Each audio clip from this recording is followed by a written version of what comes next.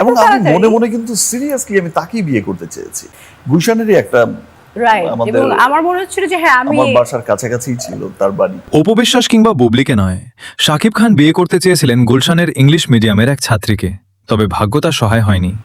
আবার আমাকে ভালোবাসতো খুব, ইনফ্যাক্ট তুমিও আমিও কম ভালোবাসতাম। ভালোবাসতে না। সম্প্রতি এক সাক্ষাৎকারে এমনটাই জানিয়েছেন আমাদের মেগাস্টার শাকিব খান। কিন্তু কে ছিলেন সেই রহস্যময়ী তরুণী? কেন শেষ পর্যন্ত পূর্ণতা পেল না সেই সম্পর্ক? বহু বছর পর নিজের মুখেই সেই অজানা গল্প শোনালেন ঢালিউড সুপারস্টার শাকিব খান। সম্প্রতি একটি টেলিভিশন অনুষ্ঠানে অভিনেত্রী পূর্ণিমার অতিথি হয়ে জীবনের নানা অজানা স্মৃতি ভাগ করে নেন তিনি।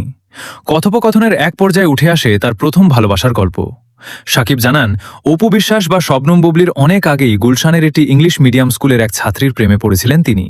শুধু ভালোবাসাই নয়, তাকে বিয়ে করার স্বপ্নও দেখেছিলেন, কিন্তু সময় আর ভাগ্য সেই স্বপ্ন পূরণ হতে দেয়নি। সেই স্মৃতি মনে করে আক্ষেপের সুরে শাকিব বলেন, যেতে চাইলাম যে পথে, আর গেলামই বা কোনো পথে। একটি বাক্যেই যেন লুকিয়ে আছে তার জীবনের অপূর্ণ এক অধ্যায়। অনুষ্ঠানে নিজের ক্যারিয়ার নিয়েও কথা বলেন এই তারকা। তিনি জানান, দর্শকের ভালোবাসাই তাকে আজকের অবস্থানে নিয়ে এসেছে। সেই ভালোবাসার প্রতিদান দিতেই তিনি এখনও সেরাটা দিয়ে কাজ করে যেতে চান।